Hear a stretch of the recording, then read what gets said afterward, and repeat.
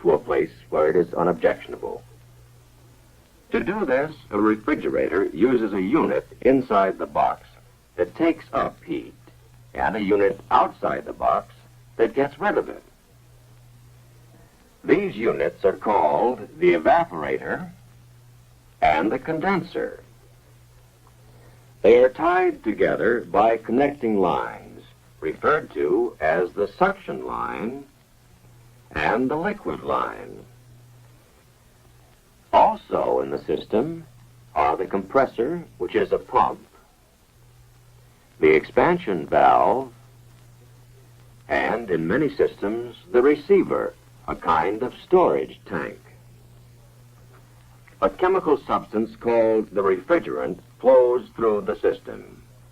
It's the refrigerant that picks up BTUs of heat from inside the box and discards them outside. In the process, the refrigerant changes from a liquid to a gas. Then, in the condenser, it changes back to a liquid. At the same time, the pressure increases in the compressor and decreases in the expansion valve. Before you can understand how the system works, you must learn why and how these changes take place. That means learning some basic principles concerning heat. To begin with, take a swimming pool, and Kathy, who was swimming in the cold water. After she has dried off, she finds the air warm. But Helen has just come from the steam room, and she thinks the air is cold. The words hot and cold are relative. They are used to compare one thing to another.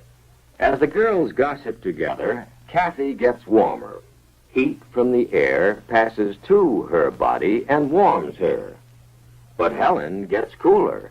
Heat passes from her body to the air. Heat always passes from a warmer substance to a cooler one. If you put an ice cube into water, the water is cold, but the ice is even colder. By comparison, the water is warm. Heat will flow from the water to the ice. This changes the ice, which is a solid, to water, which is a liquid. If you heat the water, it turns into a vapor. This vapor is a gas. These three, solid, liquid, and gas, are called the three states of matter. All matter around us exists in one of these three states. Now, let's see what happens to temperature if you apply heat to the ice. The thermometer reads 32 degrees Fahrenheit. As the ice changes to water, the temperature stays constant at 32 degrees. The heat is causing the change of state from solid to liquid. Then, as you continue to heat the water, the temperature increases until it reaches 212 degrees. The water starts to boil. The temperature remains at 212 degrees. Heat from the flame is now being used not for a change of temperature, but for the change of state.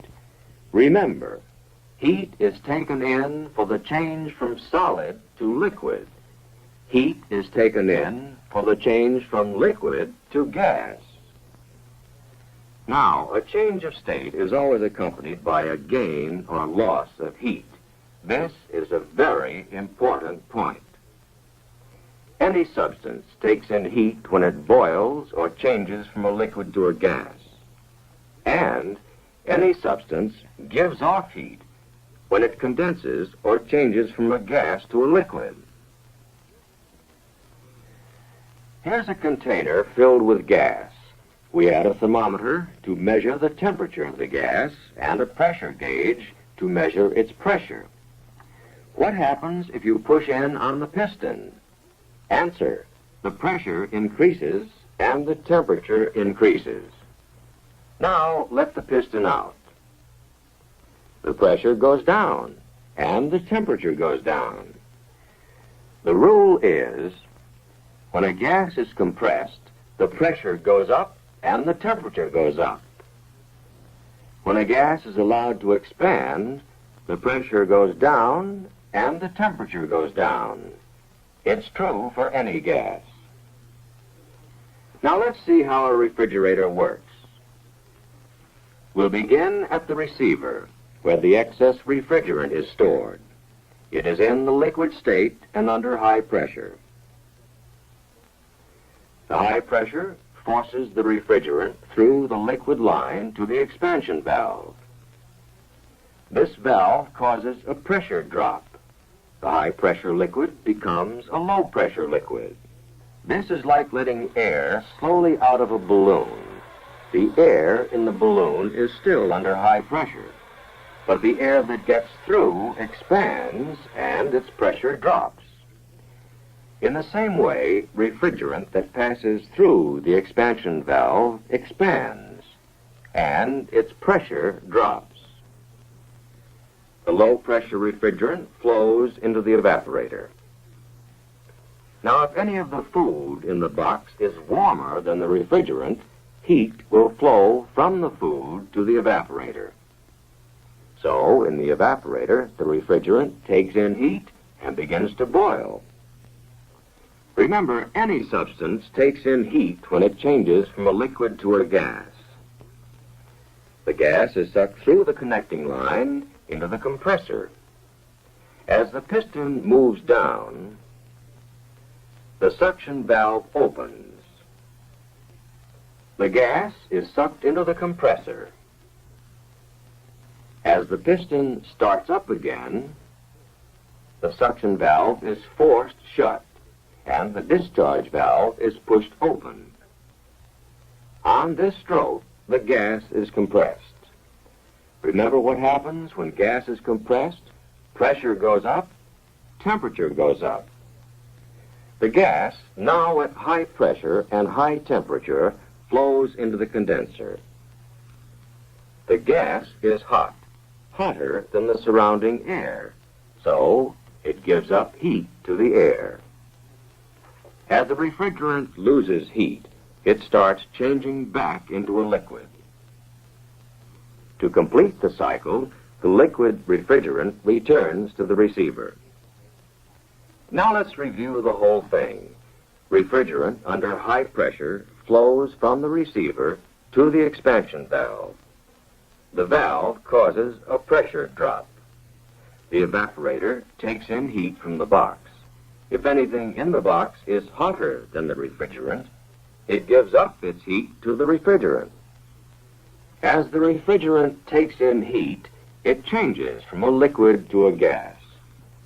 Remember, any substance must take in heat in order to change from a liquid to a gas.